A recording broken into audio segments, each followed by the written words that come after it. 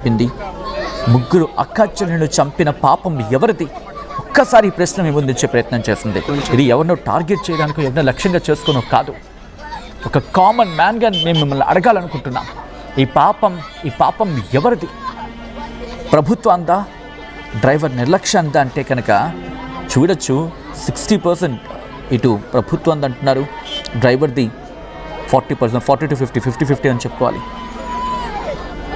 కొంతమంది రియాక్ట్ అవుతున్నారు, గత ప్రభుత్వం అన్నీ చెప్పు, గత ప్రభుత్వం అని చెప్పు, ప్రభుత్వం అని తోయకు అంటూ ఒకరు, మరికొంతమంది ముందు స్పీడ్ లిమిట్ తగ్గించండి ఇవన్నీ వార్త అంటే ఇంకొకరు. నిన్న ఆ తల్లి మాట్లాడింది, ఈ ముగ్గురు పిల్లల తల్లి, ఆవిడ మాట్లాడింది. ఒక్కసారి ఆమె ఏమంటుందో చూద్దాం. కొడుకు పెళ్ళిండే గురువారం బుధారం వచ్చి పోతామంటే వద్దు బెట్ట, ఐతారానికి సోమవారం పోదురా అంతేనమ్మా. ఇప్పుడు పొద్దుగా ఎక్కిస్తే ఏం చేస్తాం, నిన్న డిన్నర్ పోతామంటే వద్దు బెట్ట నా తుండుంది. ఒకరోజు నిన్న సండే పెట్టుకుంది, ఇప్పుడు బస్ ఎక్కితే దాన్ని ఇంట్లో మన్ను పోయమ్మా, ఓడే తాగి ఉన్నాడు పీనికి ఎత్తామా. నా ముగ్గురు పిల్లల్ని మన్ను పోసుకునే కదమ్మా, నా ముగ్గురు నాకు 5 మంది అమ్మా, 4 పాపలు, ఒక్క కొడుకు. ఇంకా మొన్న ఒక బిడ్డ పెళ్లి చేసిన, ఇంకో పిల్ల నౌకరి చేస్తా, వచ్చే నెల హైదరాబాద్ పోదామనేనమ్మా. నేను ఇప్పుడు యా పిల్లని తగ్గుతూ, యా పిల్ల తగ్గదు, నేను ఎవరుతుందో నా పిల్లలు పుడితే మాట్లాడుకుంటే, నా పిల్లలు ఒక్కరికి మళ్ళీ చూస్తే నాది ఎట్లాకుంటే ఎవరు దిష్టి తగిన 5 మంది అని ఇప్పుడు ముగ్గురు పిల్లలు పడ్డారమ్మా. నేను ఎవరికి చెప్పకూడదు, ఒక్కరన్నా ఇప్పుడు నాకు మమ్మీ అనేవారు. మొన్న మా అక్క కొడుకు పెళ్ళిండే గురువారం బుధారం వచ్చి పోతామంటే వద్దు బెట్ట, ఐతారానికి సోమవారం పోదురా అంతేనమ్మా. ఇప్పుడు పొద్దుగా ఎక్కిస్తే నా ముగ్గురు కూతుర్లు తల్లి, నా ముగ్గురు కూతుర్లు కూడా ఈరోజు లేరు. ఎవరికి చెప్పుకోనమ్మా నా బాధ. నా ముగ్గురు కూతుర్లు వెళ్ళిపోయారమ్మా, వాళ్ళకి రారమ్మా. నా పిల్లల్ని ఎవరైనా తీసుకొస్తారా తల్లి? బహుశా ఒక తల్లి ఆ బాధ తల్లికి మాత్రమే అర్థమవుతుందేమో. ఈరోజు ఆ ఊరంతా అక్కడికి వెళ్ళింది, వాళ్ళని ఓదార్చే ప్రయత్నం చేస్తోంది. కానీ అక్కడ జరుగుతుంది ఏంటో తెలుసా?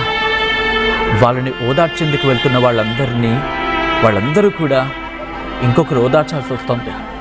ఆ ఊరిని ఓదార్చాల్సి వస్తుంది. చూడండి, ఆ రోడ్లు నిండిపోయాయి చూడండి. ఆ కన్నీళ్లతో గంగా ప్రవాహం, వాళ్ళు వెళుతూ ఉంటే కన్నీళ్లతో వాళ్ళు అక్కడ కడుగుతున్న సందర్భం, రోడ్లని వాళ్ళ కన్నీళ్లు కడుగుతున్న ఆ రోడ్లని. ఈరోజు ఆ ముగ్గురు పిల్లల్ని కడసారి చూసేందుకు వాళ్ళు అక్కడికి చేరుకుంటే ఒకసారి చూడొచ్చు, వాళ్ళ కన్నీళ్లతో ఆ రోడ్లన్నీ కూడా గంగా ప్రవాహంగా మారితే ఆ ముగ్గురు అక్క చెల్లెళ్ళ భౌతిక కాయాలు వెళుతూ ఉంటే ఆ తండ్రి బాధ ఎవరికి అర్థమవుతుంది? ఆ తల్లి ఘోష ఎవరికి పడుతుంది? ఇంకా ఎన్ని ప్రాణాలు బలి కావాలి? ఇంకా ఎంతమందిని బలి తీసుకుందాం? మన నిర్లక్ష్యానికి, మన చేతకానితనానికి ప్రశ్నించలేమా? ఈరోజు కూడా ఇంకలా కూర్చుందామా? ఏ రోడ్డు అయితే ప్రజల ప్రాణాలు తీసిందో అటువంటి రోడ్లకు సంబంధించి పూర్తిగా అడ్డుకట్ట వేసే ప్రయత్నం చేయాల్సిన సందర్భం లేదా మనకి? వాటిని నిర్మూలించాల్సిన పరిస్థితి లేదా మనకి ప్రాణాలు తీసుకోవడానికా? ఈరోజు ఆ తల్లికి ఎవరు సమాధానం చెప్తారు? ముగ్గురు పిల్లల్లో ఒక్క అమ్మాయినైనా తీసుకురాగలమా? ఎవరైనా? ఒక అమ్మాయి డిగ్రీ ఫస్ట్ ఇయర్ చదువుతోంది, నందిని.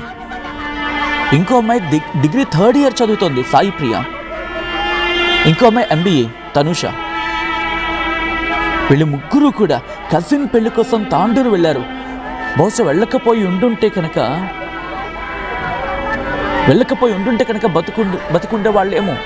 ఈరోజు ఆ తల్లి బాధ మీరు, నేను, ఎవరైనా ఒక్కలేని తీర్చగలమా? కానీ ఇటువంటి ఘటనలు జరగకుండా ఉండాలంటే మాత్రం పిడికిలు బిగించాల్సింది సమాజం. ఈరోజు ఆ ఊరంతా వాళ్ళ వెంట వెళ్ళింది.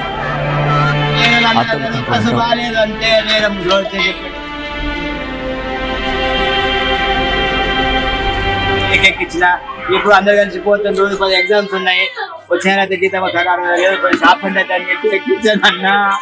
వాళ్ళందరికీ పొద్దున్న చదివిపెట్టి డాడీ భయపడే పోతుంది. రాత్రి 10 గంటల పోతే బాగానే పిల్లల్ని మాట్లాడలేదు, పొద్దున బాగానే తింటే తప్పకి అందరూ కానీ డాడీ బస్ స్టాండ్లో భయపడకు డాడీ, మేము వచ్చిన దొరకపోతే మాట్లాడింది తమ్ముని ఎగ్జామ్ అయిపోతుంది, అరే అయిపోయినా ఉంటుంది అని చెప్పారు ఇద్దరు. నేను సరే బేట అన్నాను, ఎవరికి చెప్పలేదు, ఎప్పటికి మా వాళ్ళకి చెప్పని చెప్తుంటే చెప్పప్ప వాళ్ళకి చెప్పు, వాళ్ళకి బాగుంటుంది అడుగుతారు. ఆ జాకెట్లో తెలియదు, ఎందుకంటే ఎప్పుడైనా కీళ్ళు పడుతున్నాను భయపడే డాడీ, నేను ఎక్కించుకొని పోతాం దొరకపోతాం రాత్రి 10 గంటలకి ఇంటికి పోతే మా పని లేదు మమ్మీ నాకు ఏమో ఉంది అని చెప్పారు. నాకు ఎవడు వచ్చింది, వీళ్ళు ఏమో మాట్లాడుకున్నారు అని చెప్పి రాత్రి రూమ్లో కొని మామే వాళ్ళే మాట్లాడుకున్నారు.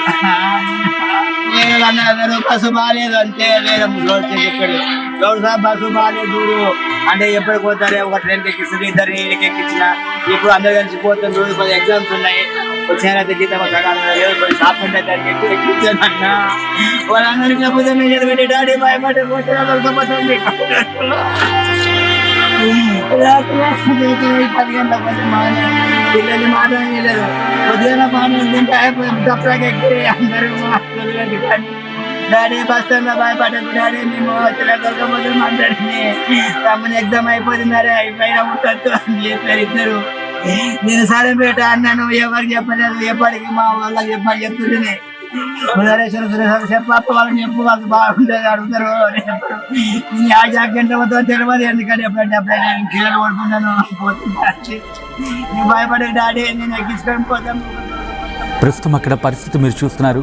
ఆ కుటుంబం శోకసంద్రంలో నిండిపోయింది, ఊరంతా కూడా దుఃఖంలో మునిగిపోయింది. ఎందుకంటే కజిన్ పెళ్లి కోసం వెళ్ళారు, వెళ్ళిన ఆ ముగ్గురు అక్క చెల్లెలు కూడా ఇక కానరాని లోకాలకు వెళ్ళిపోవడం వాళ్ళకు తీవ్ర దుఃఖాన్ని, ఆ కుటుంబానికి కన్నీటిని మిగిల్చింది. ఆ దృశ్యాలు చూడండి, ప్రకృతికి కూడా బాధ కలిగిందేమో, కన్నీళ్లతో తన బాధను వెళగక్కుతోందా అన్నట్టులా అక్కడ వర్షం పడుతోంది. పూర్తిగా ఆ కుటుంబం కాదు, ఊరంతా కూడా ఈరోజు అక్కడికి చేరుకుంది. ఎవరిని కదిపినా, ఎవరిని కదిలించినా ఆ ముగ్గురు చెల్లెల గురించే చాలామంది కమెంట్ చేయడం జరుగుతుంది. వెనకటికి ఘోరాలు లేవు, ప్లీజ్ ముందు టెక్నాలజీ వద్దు, ఎప్పటిలాగే వెనకటికి ఆ వెంకటకాళి కాడికి ఉండేటట్టు చూడండి అని కొంతమంది అంటుంటే, please remove the free bus scheme and kindly develop the roads అంటూ ఇంకొంతమంది, దిస్ ఈజ్ ఆర్ స్టేట్ అంటూ కూడా మరికొంతమంది. ఒక రోడ్డు ప్రమాదం ఇంతటి భయానక పరిస్థితిని తీసుకొస్తుందని చెప్పి ఎవరైనా అనుకుని ఉంటారా? ఒక టిప్పర్ ఒక తెల్లవారుజామున ఘటనకు సంబంధించి, అంటే తెల్లవారుజాము ఒక సూర్యోదయ వేళ ఒక ఇంట్లో ఇంతటి విషాదాన్ని నింపుతుందని చెప్పి ఎవరైనా